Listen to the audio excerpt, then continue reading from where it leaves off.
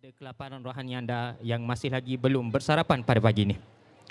Jadi insyaAllah sebelum kita meneruskan lagi perkongsian kita pada pagi ini, marilah sama-sama kita membaca umul kitab iaitu surah Al-Fatihah yang akan dialunkan oleh Al-Fadil Ustaz Ibni Ma'zin.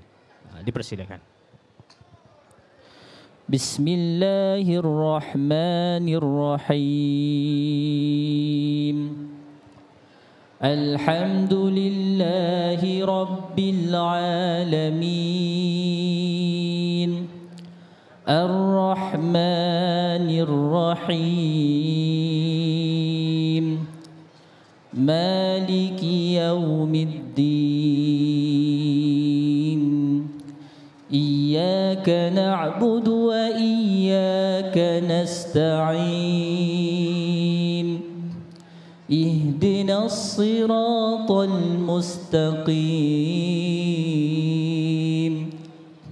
صراط الذين أنعمت عليهم غير المغضوب عليهم ولا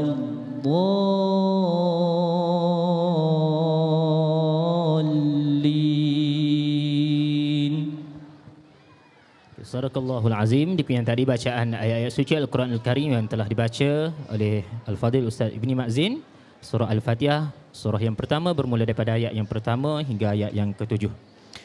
Assalamualaikum warahmatullahi wabarakatuh. A'udzubillahi minasyaitonirrajim. Bismillahirrahmanirrahim. Alhamdulillahirabbil alamin wassalatu wassalamu ala asyrafil anbiya'i wal mursalin wa ala alihi wa sahbihi ajma'in. Allahumma ansur da'watana وحق غايتنا وألف بين قلوبنا كما ألفت بين الأنصار والمهاجرين ولا تجعل في قلوبنا غلا للذين آمنوا ربنا إنك رؤوف رحيم.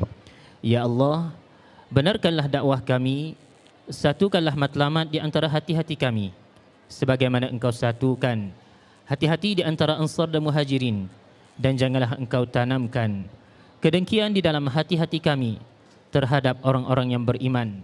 Sesungguhnya Engkau Maha Penyantun lagi Maha Penyayang. Wa qala rabbi shrah li sadri wa yassir li amri wahlul 'uqdatam min lisani yafqahu qawli.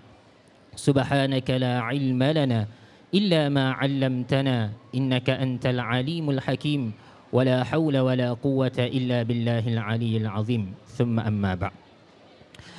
Jadi para pengunjung yang dirahmati lagi dikasihi oleh Allah Subhanahu Wa Taala sekalian, insya-Allah pada pagi ini kami akan berkongsi sedikit pengisian berkaitan dengan Al-Quran sebagai santapan rohani kita pada pagi ini, yang mana insya-Allah kita akan sama-sama baca dan sama-sama kita renungi dan kita tadabbur berkaitan dengan surah Ad-Duha sebagai satu panduan dan juga hidayah yang telah diberikan oleh Allah Subhanahu Wa Taala kepada kita untuk kita menyelesaikan masalah yang kita hadapi dalam kehidupan kita pada hari ini. Jadi sebelum kita pergi lebih jauh berkaitan dengan surah Ad-Duha, kita akan melihat secara ringkas sinopsis berkaitan dengan surah Ad-Duha. Yang mana pada bermula ayat yang pertama hingga ayat yang ketiga surah Ad-Duha ini, bagaimana Allah bersumpah ke atas waktu duha dan juga waktu malam serta sebab turunnya surah Ad-Duha ini. Kemudian pada bahagian yang kedua, iaitu pada ayat yang keempat hingga ayat yang kelima, menyatakan tentang kehidupan akhirat lebih baik daripada kehidupan dunia. Dan pada bahagian yang ketiga dari surah Ad-Duha ini, iaitu pada ayat yang ke-6 hingga ayat yang ke-11, bagaimana Allah menyatakan berbagai nikmat yang Allah Subhanahu Wa Taala berikan dan cara kita untuk menghayatinya. Jadi sebelum kita mentadabbur ataupun kita menghayati apa yang dinyatakan oleh Allah Subhanahu Wa Taala dalam ayat-ayat daripada surah Ad-Duha ini, maka marilah sama-sama kita dengarkan terlebih dahulu bacaan ayat-ayat suci Al-Quranul Karim dari surah Ad-Duha yang akan dialunkan oleh Al-Fadhil Ustaz Ibni. Falyatafaddal mashkurah. Silakan.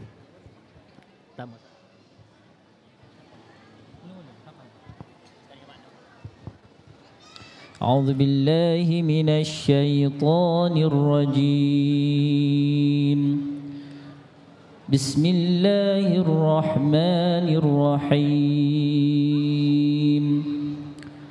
والضحى والليل إذا سجى سجى ما ودعك ربك وما قلى وللآخرة خير لك من الأولى ولسوف يعطيك ربك فترضى ألم يجدك يتيما فآوى ووجدك ضالا فهدى ووجدك عائلا فأغنى فأما اليتيم فلا تقهر وأما السائل فلا تنهر وأما بنعمة ربك فحدث. Bismillahirrahmanirrahim. Dengan nama Allah yang Maha Pemurah lagi Maha Mengasihani. Demi waktu duha dan malam apabila ia sunyi sepi, bahawa Tuhanmu wahai Muhammad tidak akan meninggalkanmu dan tidak benci kepadamu sebagaimana yang dituduh oleh kaum musyrik. Dan sesungguhnya kesudahan keadaanmu adalah lebih baik bagimu daripada permulaannya.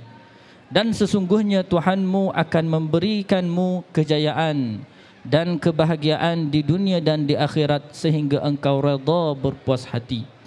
Bukankah dia mendapati engkau yatim piatu, lalu ia memberikan perlindungan dan didapatinya engkau mencari-cari jalan yang benar, lalu ia memberi hidayah, petunjuk dengan wahyu Al-Quran. Dan didapatinya engkau miskin, lalu ia memberikan kekayaan.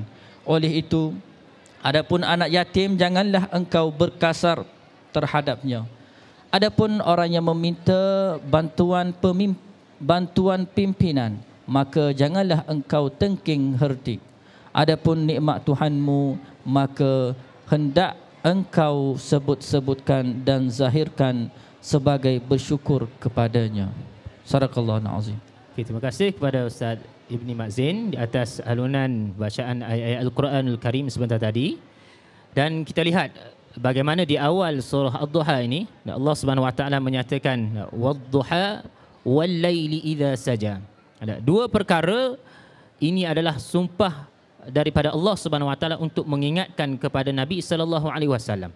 Allah menyatakan wad-duha, demi waktu duha, ketika mana matahari naik sepenggalah, setinggi galah. Wal-laili idza saja, dan demi malam apabila telah sunyi. Yang mana Allah nak menyatakan kepada kita, khususnya kepada Nabi Muhammad sallallahu alaihi wasallam, bagaimana keadaan Nabi pada ketika itu. Nabi berada dalam keadaan stres. Stres kerana apa? Kerana pada ketika itu terputusnya seketika waktu yang diturunkan kepada Nabi. Sebelum daripada ini, wahyu diturunkan bertali arus daripada satu ketika ke satu ketika. Namun sampailah satu ketika di mana wahyu ini tidak turun dalam satu tempoh yang agak lama sedikit daripada kebiasaannya.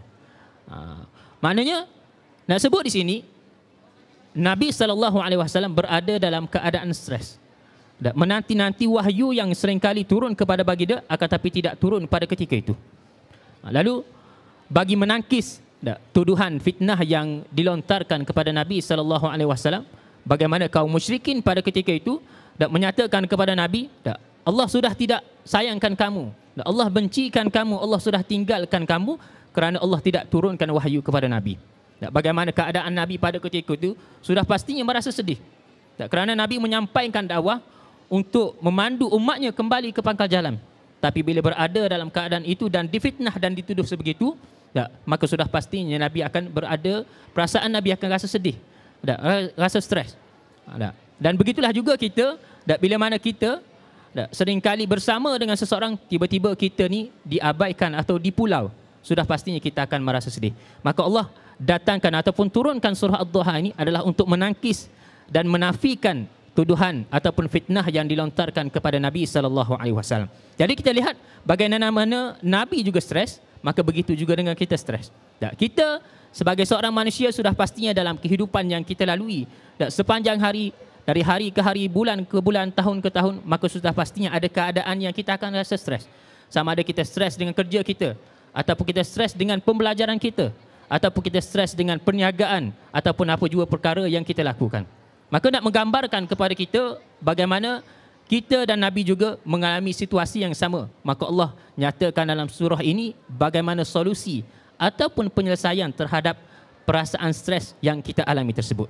Yang mana punca stres adalah apabila kita rasa Tuhan tidak menyayangi kita, ataupun kita rasa stres bila mana Tuhan membenci kita.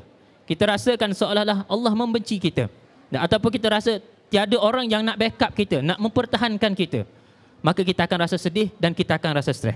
Jadi apabila kita merasakan perkara ini, maka ingatkan kembali tentang surah Ad-Duha ini, bagaimana Allah menyatakan wad-duha wal-laili idza saja. Bagaimana semalam kita berada dalam kegelapan dan hari ini kita berada dalam suatu kecerahan, suatu keterangan, iaitu pada waktu duha. Waktu yang kita ada sekarang ini adalah waktu duha. Yang mana waktu duha ini adalah bermula selepas tamatnya waktu solat pada waktu pagi itu sekitar 20 minit ke 30 minit, maka di situlah bermulanya waktu duha sampailah ke 5 minit ataupun sebelum masuknya waktu zuhur. Jadi bila kita lihat pada waktu duha, wadduha wal-laili idza saja, Allah menyatakan kita lihat bagaimana keadaan kita pada waktu malam yang tempohnya hanya seketika. Kemudian kita diterangi dengan cahaya matahari pada waktu siang, iaitu pada waktu duha. Dan pada waktu siang ini tempohnya juga tidak lama, yang mana pada petang nanti kita akan mula bertemu dengan pada waktu malam, iaitu wal-laili idza saja. Jadi Allah menyatakan dan demi malam apabila ia telah sunyi. Jadi keadaan kita berada dalam keadaan stres itu suatu keadaan yang normal bagi setiap manusia. Tiada manusia yang tidak diuji, tiada manusia yang tidak pernah stres. Akan ada satu ketika yang kita berada dalam keadaan stres.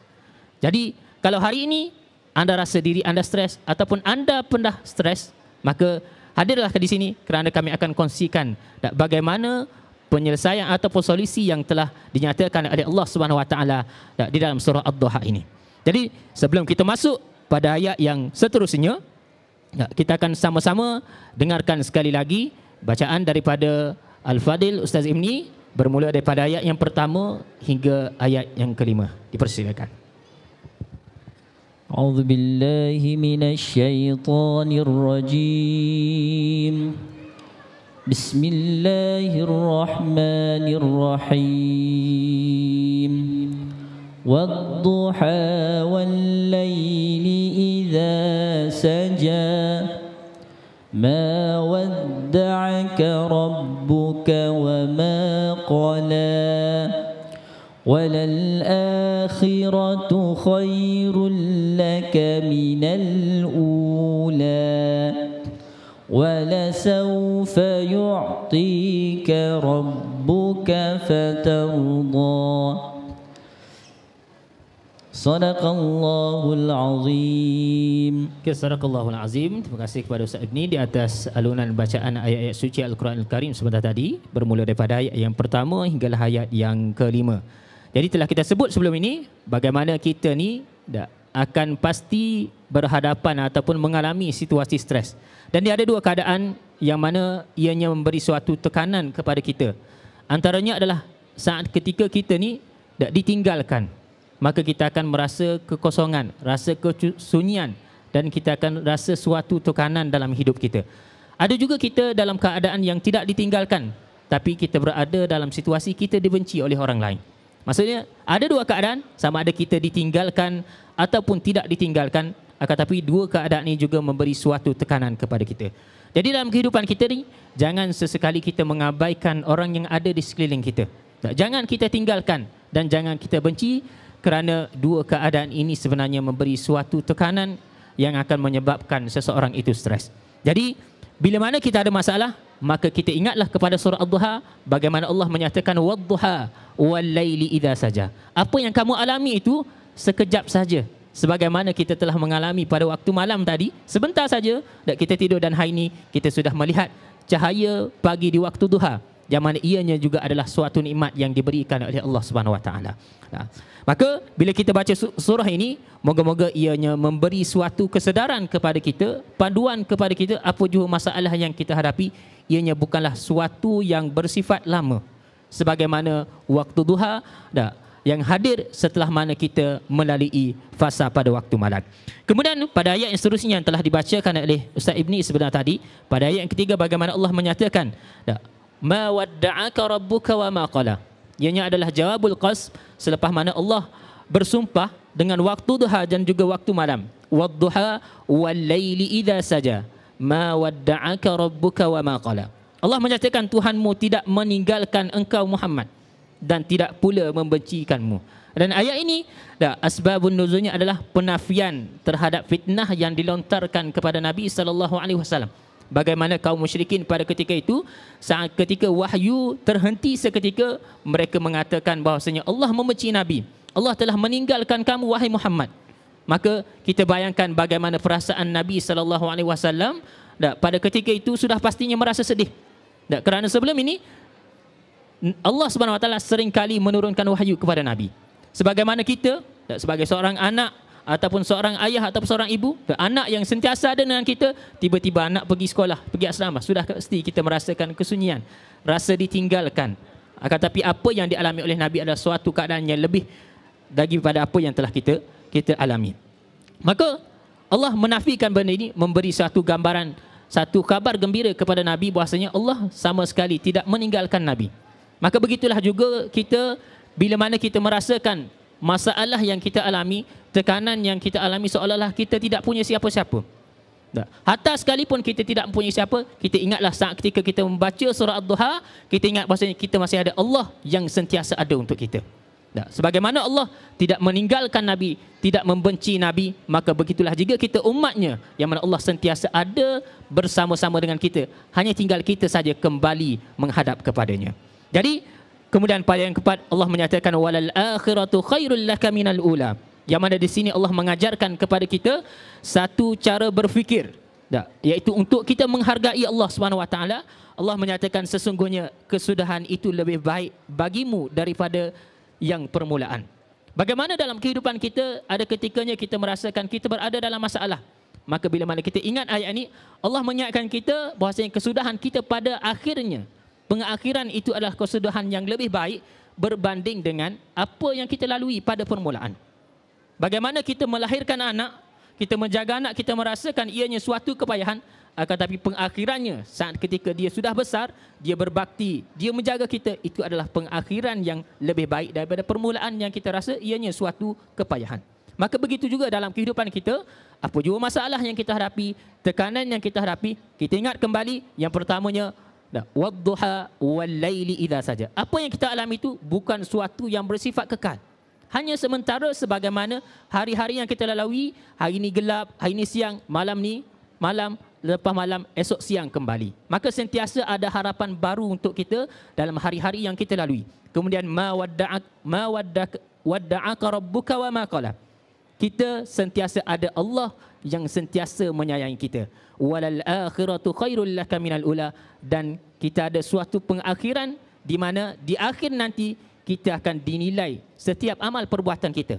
Kita beruntung kerana ada Allah yang bersifat dengan Malik Yaumiddin, pemilik kepada hari penghisaban. Kita mungkin bersyukur dengan nikmat yang diberikan kepada kita. Akan tapi ramai orang yang lalai untuk bersyukur dengan satu nikmat. Kerana apa? Kerana kita belum memilikinya. Iaitu apa? Hari penghisaban. Hari kita dihisap setiap amalan kita. Kenapa kita kena bersyukur dengan hari ini? Kerana tanpa hari ini, maka sia-sialah amal perbuatan yang kita lakukan sepanjang kita hidup di dunia. Seumpama kita bekerja, tapi kita tidak mempunyai hari gaji. Bayangkan kita kerja pada bulan pertama, 25 hari bulan tak masuk gaji. Bulan yang kedua kerja, 25 hari bulan tak masuk gaji juga. Apa yang kita akan rasa? Mesti kita akan rasa stres, rasa tertekan. Sebab apa? Penat lelah kita, kerja buat kita tiada ganjaran yang diberikan. Akan tapi apa yang Allah akan berikan kepada kita adalah suatu ganjaran yang akan diberikan kepada kita adalah di penghujung hidup kita, iaitu pada hari akhirat nanti. Maka ia adalah suatu nikmat yang patut kita syukuri. Kemudian Allah menyambung lagi, wala saufa yu'tika rabbuka fatarda, dan sesungguhnya Tuhanmu pasti memberikan kurnianya kepadamu sehingga engkau redha berpuas hati. Dan Allah menggunakan wala saufa nak menggambarkan apa yang Allah akan berikan ini, iaitu pada pengakhiran hidup kita adalah suatu yang agak lama tempohnya, memerlukan sedikit kesabaran. Bukan suatu yang kita buat hari ini, esok kita dah dapat ganjaran. Tidak. Apa yang kita lakukan sepanjang kita hidup ini, Tuhan akan bagi ganjarannya adalah bila? Di akhirat nanti. Wala saufa. Bila digunakan saufa ni adalah suatu tempoh yang agak lama, tapi apa yang Allah akan berikan itu adalah suatu ganjaran yang tersangat besar, yang diidamkan oleh setiap manusia, iaitu apa? Yu'tika rabbuka fatarda. Dan hari ini kalau kita katakan apa yang diinginkan oleh orang yang bekerja, kita inginkan cuti untuk kita bersenang lenang, kita rehat. Tapi kadang-kadang kita cuti 3 hari, hari keempat dah kena panggil kerja. Kita rasa tak puas. Itulah dunia. Nikmat yang kita nikmati, tapi kita tak mampu nak merasai suatu kepuasan dengan apa yang diberikan kepada kita. Akan tapi apa yang akan diberikan oleh Allah Subhanahu Wa Taala adalah wala saufa yu'tika rabbuka fatarda. Apa yang kita nak tu bersifat kekal. Kalau cuti selama-lamanya. Kalau rehat selamanya. Kalau kenyang selama-lamanya. Apa yang akan dinikmati itulah apa yang akan diberikan kepada kita di syurga nanti. Jadi itulah gambaran yang pertama, bagaimana Allah memberi ataupun membentuk cara kita berfikir bila mana kita berada dalam suatu tekanan, suatu stres atau satu masalah. Maka kita ingat kembali 5 ayat yang pertama ini, bagaimana Allah menyatakan pada ayat pertama dan kedua, masalah yang kita hadapi itu bukanlah suatu yang bersifat kekal, akan tetapi ianya adalah ujian yang bersifat sementara, yang bertujuan untuk menguji bagaimana keimanan kita kepada Allah Subhanahu Wa Taala. Dan ayat yang ketiga, ma wadda'aka rabbuka wa ma qala. Kita kena sentiasa ingat kita ada Allah Subhanahu Wa Taala. Meskipun tiada manusia yang ingin bersama dengan kita, tiada manusia yang ingin mempertahankan kita, tiada manusia yang ingin membantu kita, kita sentiasa ada Allah Subhanahu Wa Taala yang akan membantu kita. Walal akhiratu khairul laka minal ula. Dan sesungguhnya kita ingat apa yang kita lalui di dunia ini, sebenarnya kita akan ada pengakhiran yang lebih baik daripada permulaan yang kita rasakan, dan seolah-olah kita ni sudah gagal. Dalam suatu perlombaan mungkin kita agak ketinggalan di awal permulaan, tapi itu bukanlah suatu penamat yang memastikan kita sebenarnya gagal. Tidak. Walaupun pada awal perlombaan seakan-akan kita nampak kita akan kalah, tapi sebenarnya yang menentukan kehidupan kita adalah pada pengakhiran itu, bagaimana akhir hidup kita, dan itulah nikmat yang paling kita idam-idamkan. Dan pada ayat kelima Allah menyatakan wala saufa yu'tika rabbuka fatarda. Apa yang Allah akan berikan ini adalah suatu nikmat yang kita idam-idamkan, yang mana Allah akan berikan suatu kepuasan yang tidak pernah kita nikmati sepanjang kita hidup di dunia. Jadi kita berehat seketika, kita dengarkan alunan bacaan ayat-ayat suci Al-Quran Al-Karim daripada Ustaz Ibni, bermula daripada ayat yang ke-6 hingga ayat yang ke-11, sebelum kita sambung huraian pada ayat seterusnya. Dipersilakan. A'udzu billahi minasy syaithanir rajim. Alam yajidka yatiman fa'awa wa wajadaka dhallan fahada wa wajadaka 'ailan fa'aghna فأما اليتيم فلا تقهر وأما السائل فلا تنهر وأما بنعمة ربك فحدث. Sadaqallahul Azim. Demikian tadi bacaan ayat suci Al-Quran Al-Karim daripada Ustaz Ibni, bermula daripada ayat yang ke-6 hingga ayat yang ke-11. Okey, tadi apa yang kita ceritakan adalah benda yang bersifat akan datang. Apa yang akan diberikan oleh Allah Subhanahu Wa Taala adalah benda yang akan datang, yang dijanjikan oleh Allah Subhanahu Wa Taala. Kemudian pada ayat yang ke-6 hingga ayat yang ke-8, Allah datangkan bukti, dan setelah mana Allah memujuk Nabi SAW dalam kesidahan Nabi, bahasanya Allah akan memberi suatu kenikmatan yang tidak pernah kita nikmati sepanjang kita hidup di dunia, iaitu kita akan redha dengan pemberian tersebut. Kemudian Allah datangkan bukti benda yang lepas yang telah Allah berikan kepada kita, kepada Nabi SAW khususnya. Allah menyatakan alam yajidka yatiman fa'awa wa wajadaka dhallan fahada wa wajadaka a'ilan fa'aghna. Allah menyatakan, bukankah dia mendapati kamu sebagai seorang yang yatim, lalu dia melindungi kamu. Dan dia mendapati kamu sebagai seorang yang kebingungan, lalu dia memberikan petunjuk. Dan dia mendapatimu sebagai seorang yang kekurangan, lalu dia memberikan kecukupan.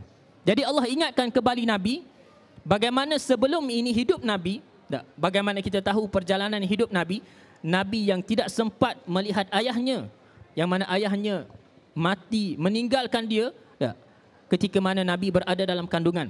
Kemudian Nabi kehilangan ibunya, kemudian Nabi kehilangan datuknya, kemudian Nabi kehilangan bapa saudaranya, dan akhir sekali Nabi kehilangan isteri. Dan kita tengok bagaimana rentetan peristiwa ini. Sebenarnya Allah telah menjaga Nabi, Allah telah memberi suatu nikmat kepada Nabi. Saat Nabi kehilangan, Allah gantikan orang lain. Saat Nabi kehilangan, Allah gantikan orang lain. Dan akhir sekali, saat ketika Nabi kehilangan isterinya, Allah gantikan dengan para sahabat yang ada di sekeliling Nabi, mempertahankan Nabi dan berjuang bersama Nabi. Dan Allah ingatkan kembali bahwasanya aku pernah menjaga kamu, maka aku jugalah yang akan memberikan nikmat kepada kamu di akhirat nanti. Dan Allah buktikan bahwasanya Allah sentiasa menjaga Nabi SAW. Maka begitulah juga kita, ada ketikanya bila kita berhadapan dengan masalah, kita merasakan seolah kita hilang segala-galanya. Nah, sebagaimana contoh, saya baru-baru ni kemalangan, bawa kereta dari perjalanan dari Kelantan nak ke Selangor, aksiden dengan lembu. Bila kita aksiden, kita lost, kereta rosak dan sebagainya, kita rasa kehilangan. Tapi bila mengingatkan kembali ayat ini, bagaimana Allah ingatkan cara kita berfikir, ataupun secara mudahnya, analogi mudah untuk kita fahami, dalam kehidupan kita ni sebenarnya Allah berikan terlampau banyak nikmat. Terlampau banyak nikmat, dan apa yang diujikan ataupun yang ditarik kembali daripada kita hanyalah sedikit sahaja. Seumpama Allah berikan RM100 kepada kita, tapi yang ditarik ketika kita diuji hanyalah RM20. Cuba kita bayangkan, adakah kita nak bersedih dengan RM20 yang hilang, ataupun kita nak enjoy, belanja, bersyukur dengan RM80 yang masih ada bersama dengan kita? Berbalaikah kita nak bersedih sehingga mengabaikan, tidak menggunakan RM80 yang masih ada dengan kita? Kalau rasa RM100 kecil, letaklah RM1,000. Kalau rasa RM1,000 kecil, kita letaklah RM1,000,000. Tapi nak sebut di sini, kita mampu mengira kepayahan, kesusahan yang kita alami, tapi kita tak akan mampu untuk mengira nikmat-nikmat yang diberikan oleh Allah SWT kepada kita. Dan Allah SWT menyatakan dalam beberapa ayatnya dalam Al-Quran, nak menyatakan bahawasanya nikmatnya ini adalah suatu benda yang tidak mampu dikira. Saya kongsikan kepada tuan-tuan dan puan-puan dua ayat yang dinyatakan oleh Allah SWT berkaitan dengan nikmatnya. Pertama dinyatakan dalam surah Ibrahim pada ayat yang ke-34, dan yang keduanya dalam surah An-Nahl pada ayat yang ke-18. Kita melihat dua ayat ini, Allah menyatakan tentang benda yang sama, tapi ditutup dengan penutup yang berbeza, nak menunjukkan kepada kita bagaimana cara Tuhan melayan manusia dan bagaimana cara manusia melayan Allah. Allah menyatakan dalam surah Ibrahim, wa in ta'uddu ni'matallah la tuhsuha innal insana la zalumun kafar. Jika kamu membilang nikmat Allah, kamu tidak dapat menghitungnya. Sesungguhnya manusia itu sangat zalim lagi kufur. Kemudian ayat yang keduanya, wa in ta'uddu ni'matallah la tuhsuha innallaha laghafurur rahim. Jika kamu membilang nikmat Allah, kamu tidak dapat menghitungnya. Sesungguhnya Allah Subhanahu wa taala Maha Pengampun lagi Maha Penyayang. Kita melihat bagaimana dua ayat ini yang kelihatan sama pada awalnya, akan tapi ditutup dengan dua penutup yang berbeza, nak memberi kefahaman kepada kita yang nikmat yang Allah berikan kepada kita ini terlampau banyak yang tak mampu kita hitung. Akan tapi dalam hidup kita, kita hanya fokuskan kepada masalah yang kita hadapi sehingga kita mengabaikan ataupun lupa terhadap nikmat Allah yang Allah berikan kepada kita. Macam saya bagi tahu tadi, Allah beri RM100 kepada kita, Tuhan hanya ambil RM2 ataupun RM20 saja. Tapi kita masih ada lagi RM80 untuk kita belanjakan. Dan RM80 ni 4 kali ganda RM20. Sepatutnya kita tak rasa sedih. Sebagaimana saya kemalangan tu, mungkin rasa sedih, kena baiki, kos baiki lebih RM3,000, kita rasa sedih. Tapi bila mengingatkan ayat ni, bila mengingatkan analogi tadi, Tuhan hanya ambil RM20 saja. Aku masih ada RM100. Apa dia RM100 tu? Nyawa. Tak, saya tak kemalangan, tak ada patah tangan. Kawan kat sebelah pun tak mati dan sebagainya. Dan hari ini saya berada di sini kerana apa? Nikmat yang Allah berikan itu tadi. Maka menunjukkan kepada kita, bila kita fikirkan macam tu, kita akan rasa tenang. Tak rasa gembira sebab apa? Alah, RM20 je Tuhan ambil. Tapi Tuhan masih ada lagi RM80. Dan dalam ayat lain Allah nyatakan bagaimana cara kita bersyukur. La in syakartum la azidannakum wa la in kafartum inna azabi lasyadid. Dan bila kita bersyukur, maka Tuhan akan tambahkan. Mungkin kita hilang hanya RM20, tapi kita masih ada RM80. Dan sekiranya kita bersyukur dengan RM80 yang kita ada, maka insya-Allah Tuhan akan tambah jadi 800, mungkin 8,000, mungkin 8 juta. Kita tak tahu bagaimana Allah akan balas nikmatnya. Akan tapi Allah nyatakan dalam ayat tadi, wala saufa yu'ti ka rabbuka fatarda. Allah akan berikan suatu pemberian yang teramat besar, yang mana kita dapat menikmati dengan penuh kepuasan yang tidak pernah kita rasai sepanjang kita hidup di dunia. Jadi itulah beberapa bukti yang telah Allah nyatakan. Begitu juga dalam hidup kita ni, saat kita merasa ada masalah, rasa stres, kita ingatkan kembali nikmat-nikmat yang Allah berikan kepada kita, maka kita akan rasa hidup aku ni sebenarnya masih okey. Sebab apa? Aku bukan hilang segala-galanya. Aku bukan tiada apa-apa, dan paling penting aku ada Allah yang sentiasa ada untuk aku. Okey. Jadi sebelum kita sambung sedikit lagi bahagian yang terakhir dalam surah Ad-Duha ini, kita dengarkan, kita rehatkan minda kita sebentar, kita dengarkan aluan bacaan ayat-ayat suci Al-Quran Al-Karim dari Ustaz Ibni, bermula daripada ayat yang ke-9 hinggalah ayat yang terakhir, ayat yang ke-11. Dipersilakan.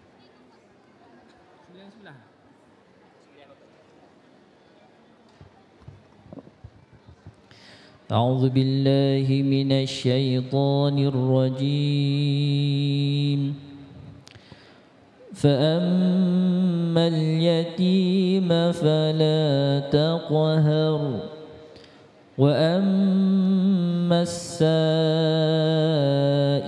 فلا تنهر وأما بنعمة ربك فحدث صدق الله العظيم.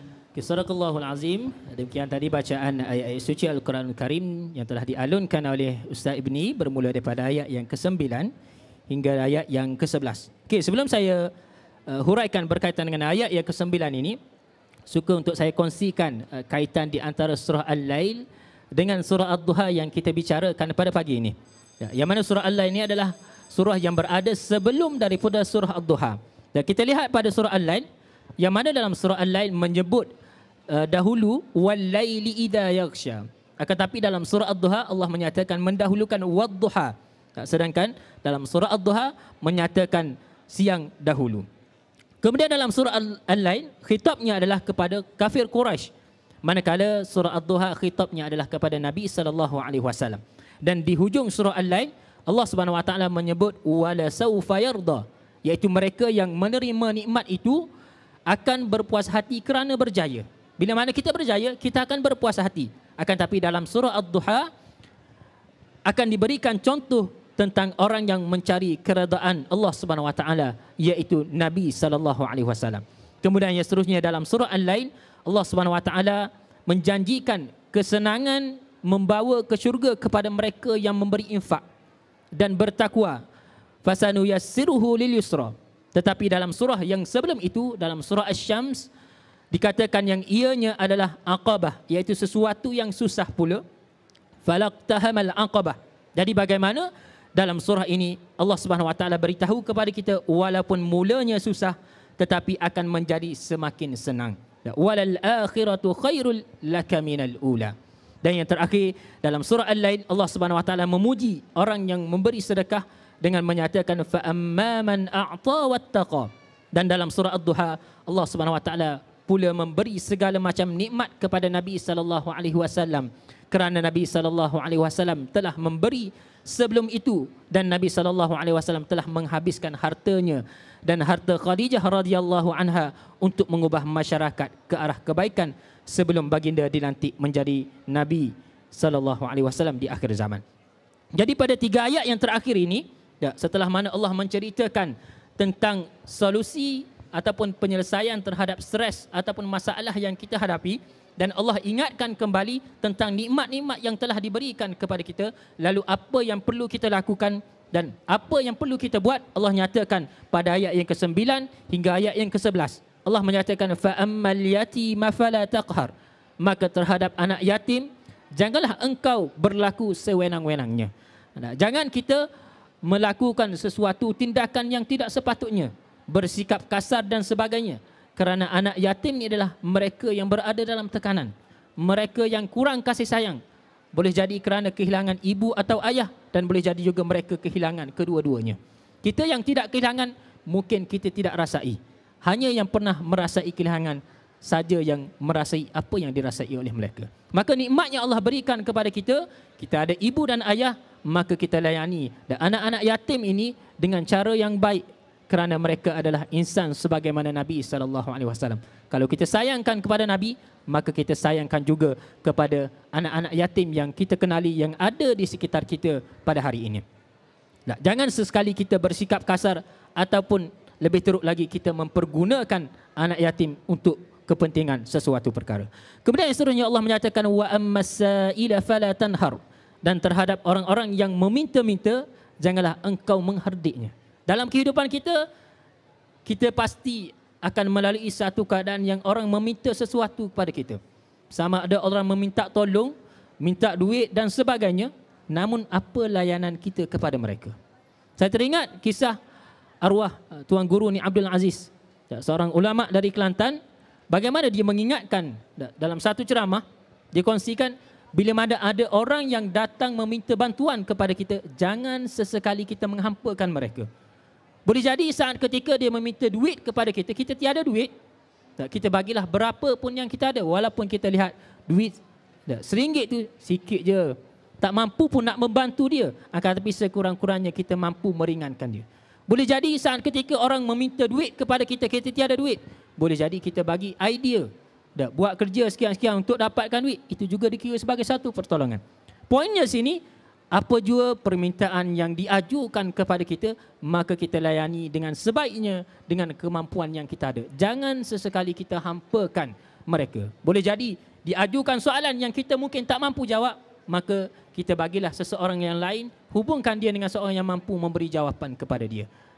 Maka itu perkara yang kedua yang perlu kita lakukan. Dan yang ketiga, wa amma bi ni'mati rabbika fahaddis, dan terhadap nikmat Tuhanmu hendaklah engkau nyatakan dengan bersyukur. Maka dengan setiap nikmat yang Allah berikan kepada kita ini, maka kita kena bersyukur. Bersyukur dalam erti kata kita menghargai, merasai setiap apa yang diberikan kepada kita itu adalah suatu yang sepatutnya kita miliki. Apa yang kita ada, kita rasa bersyukur. Sebab dengan rasa syukur itulah yang akan memberi suatu ketenangan kepada kita, yang akan memandu hidup kita ke arah kehidupan yang lebih baik. Kehidupan kita ini banyak musnah, banyak masalah kerana kita tidak mempunyai rasa yang cukup dalam diri kita. Tiada rasa syukur. Dan kehidupan yang lebih baik adalah bagi mereka yang mana bersyukur. Jadi itulah sebentar tadi bagaimana Allah telah nyatakan kepada kita apa yang perlu kita buat adalah 3 perkara. Pertama, layanan kita kepada anak-anak yatim khususnya, dan yang kedua, kita melayani orang yang meminta bantuan kepada kita, kita layani dengan baik tanpa kita mengherdiknya. Dan yang ketiga, wa amma bi ni'mati rabbika fahaddis, dan terhadap nikmat Tuhanmu hendaklah engkau nyatakan dengan cara engkau bersyukur. Dan apa yang kita miliki bukan semuanya menjadi milik kita, melainkan ianya juga ada hak kepada orang lain. Dan apa yang kita miliki, pastikan kita kongsikan dengan orang lain. Yang ada harta, kongsikan harta. Yang ada ilmu, kongsikan ilmu. Yang ada tenaga, kongsikan tenaga. Dan yang ada idea, kongsikan idea. Pastikan hidup kita penuh dengan pemberian. Kerana hidup bukan sekadar menerima, akan tapi hidup juga perlu kita memberi kepada orang lain. Jadi sebelum kita beralih kepada resolusi ataupun kesimpulan terhadap surah Ad-Duha yang kita bicarakan dan kongsikan pada pagi ini, kita akan dengarkan buat kali yang terakhir bacaan ayat-ayat suci Al-Quranul Karim dari surah Ad-Duha yang akan dialunkan oleh Ustaz Ibni Ma'zin bermula daripada ayat yang pertama hingga ayat yang ke-11. Dan untuk kali yang terakhir ini, saya nak minta kepada para pengunjung sekalian untuk kita ambil sedikit masa, kita luangkan sedikit masa kita 24 jam hari ini untuk kita bersama membaca Al-Quran pada ketika ini. Kita sama-sama bacakan surah Ad-Duha yang berada pada juzuk yang ke-30, muka surat 596. Boleh tengok di apps Al-Quran di handphone masing-masing sekiranya ada, dan bagi yang mereka yang sudah menghafal boleh sama-sama bacakan bersama-sama dengan Ustaz Ibni. Dipersilakan. A'udzu billahi minasyaitonir rajim. Bismillahirrahmanirrahim. Wad-duha wal-laili idza saja. ما ودعك ربك وما قلى وللآخرة خير لك من الأولى ولسوف يعطيك ربك فترضى ألم يجدك يتيما فآوى ووجدك ضالا فهدى ووجدك عائلا فأغنى فأما اليتيم فلا تقهر وأما السائل فلا تنهر وأما بنعمة ربك فحدث صدق الله العظيم. Sadaqallahul Azim. Demikian tadi bacaan ayat-ayat suci Al-Quran Al-Karim yang telah dialunkan oleh Ustaz Ibni Ma'zin. Okay, jadi daripada apa yang telah kita bicarakan bermula daripada ayat yang pertama hinggalah ayat yang ke-11 surah Ad-Duha tadi, dan apakah tindakan ataupun resolusi yang dapat kita ambil daripada surah Ad-Duha? Antaranya yang pertama, sabar dengan ujian dan cabaran dalam medan dakwah. Hidup kita hari ini, kita apa yang kita miliki adalah apa yang disampaikan kepada kita. Maka begitu juga kita kena menyampaikan apa yang telah disampaikan kepada kita, agar apa yang kita ketahui juga turut diketahui oleh orang lain. Maka dalam kita menyampaikan dakwah ini memerlukan sabar. Kerana dalam hidup kita tiada orang yang tidak diuji. Hidup kita ini memang satu ujian yang tiada orang yang tidak akan diuji. Kita tak akan mampu untuk lari daripada ujian. Kalau ujian di sekolah mungkin kita tak hadir peperiksaan, kita boleh mengelak diri kita daripada diuji. Akan tapi dalam kehidupan kita, ujian itu adalah suatu kepastian, suatu kewajipan yang akan ditimpakan kepada kita, dan sama sekali kita tak akan mampu untuk lari daripada masalah ataupun ujian. Solusinya adalah kita kena hadapi, dan bagaimana cara kita nak hadapi adalah berpandukan dengan Al-Quran. Ujian seumpama makanan dan minuman dalam kehidupan kita. Ada tak hari yang kita lalui tanpa kita makan dan minum? Tidak ada kan? Maka begitulah juga ujian. Tiada hari yang kita lalui yang mana kita tidak akan diuji. Ada orang yang diuji dengan harta. Ada orang yang diuji dengan perasaan. Ada orang yang diuji dengan kehilangan. Ada orang yang diuji dengan kesedihan. Dan pelbagai cara Allah menguji manusia itu.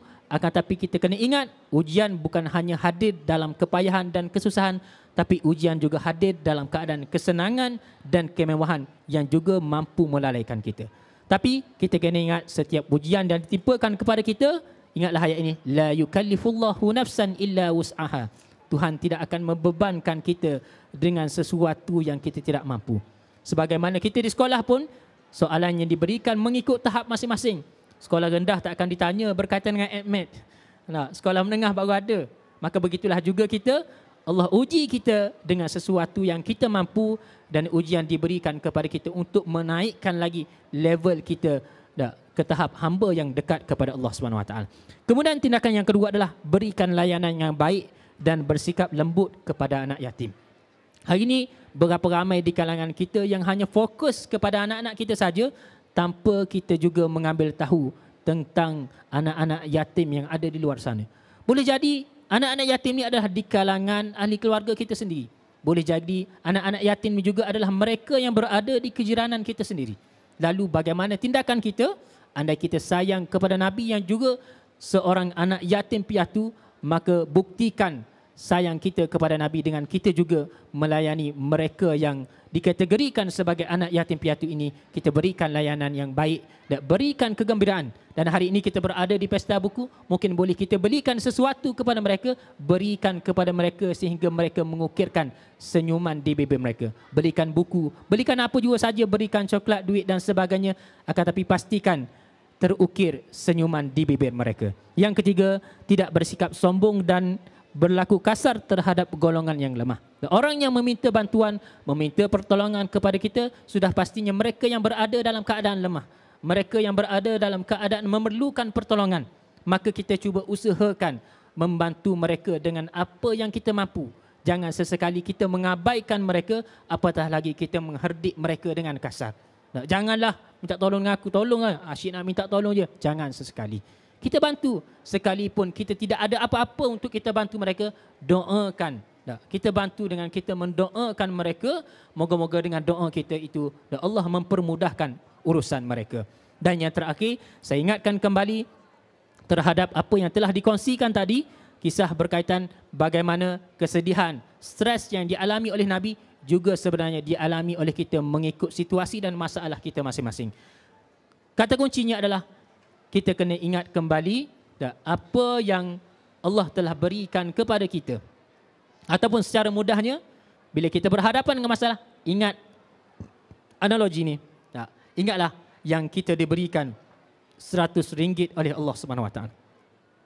Akan tapi saat kita diuji, kita diberikan kepayahan, kesusahan, Allah hanya mengambil sedikit sahaja daripada kita dan masih banyak lagi nikmat yang ada bersama dengan kita. Dan jika kita melihat nikmat yang diberikan kepada kita, kita kadang-kadang kita bersyukur dengan apa yang kita minta dan Allah beri sahaja. Tapi pernah tak kita bersyukur dengan nikmat yang kita tak minta, tapi Allah sentiasa beri kepada kita? Kita tidur semalam, kita minta ke tidak dengan Allah untuk dapat cahaya matahari? Tidak. Saya pun tak minta. Kita minta ke tak sebelum kita tidur semalam, ya Allah bangunkan aku lah pagi ni, dapat aku oksigen? Tak. Kita minta ke tak kita boleh berjalan? Ada orang bangun tidur, tak boleh berjalan? Tak minta. Tapi nak sebut di sini, banyak sangat nikmat yang kita tak minta, tapi Allah sentiasa berikan kepada kita.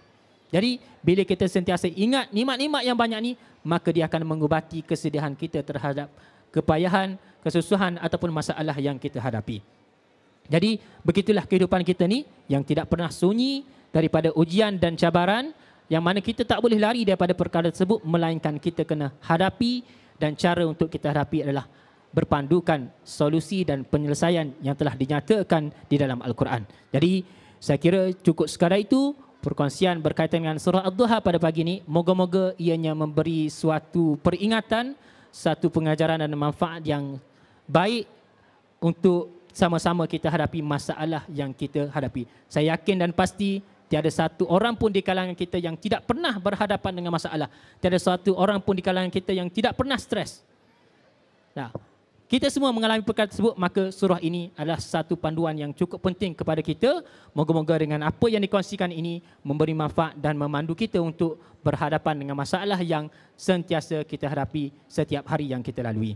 Jadi saya kira cukup sekadar itu perkongsian pada kali ini. Ingat kembali sabda Nabi, balighu anni walau ayah, sampaikan daripada aku walaupun satu ayat. Pagi ini kita dah baca 11 ayat, cukup banyak. Dan saya kira kalau anda tak dapat bawa balik 11 ayat, cukup anda balik satu ayat pun tak apa dah, untuk anda kongsikan dengan ibu bapa, dengan anak-anak, dengan jiran-jiran, dengan sahabat-sahabat, ataupun kongsikan di mana-mana saja. Pastikan anda kongsikan. Kerana apa? Kerana mereka mungkin tidak hadir di sini pada hari ini. Pastikan manfaat yang anda dapat anda kongsikan juga dengan mereka.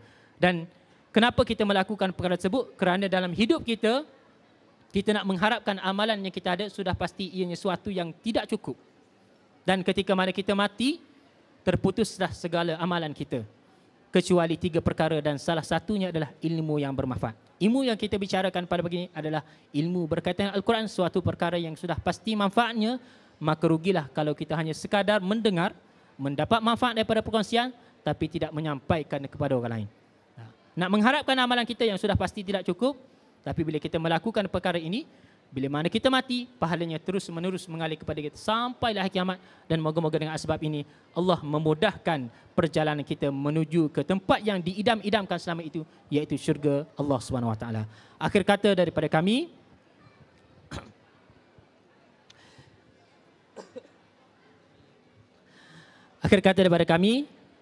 moga-moga apa yang dikongsikan ini memberi manfaat kepada semua yang mendengar dan sama-sama kita kongsikan kepada mereka yang tidak hadir pada pagi ini. Akhir kata, saya Muhammad Amri bin Omar. Saya Muhammad Ibni bin Ma'zin. Kami penaman tadabbur Al-Quran anda. Wabillahi taufiq wal hidayah. Wassalamualaikum warahmatullahi wabarakatuh.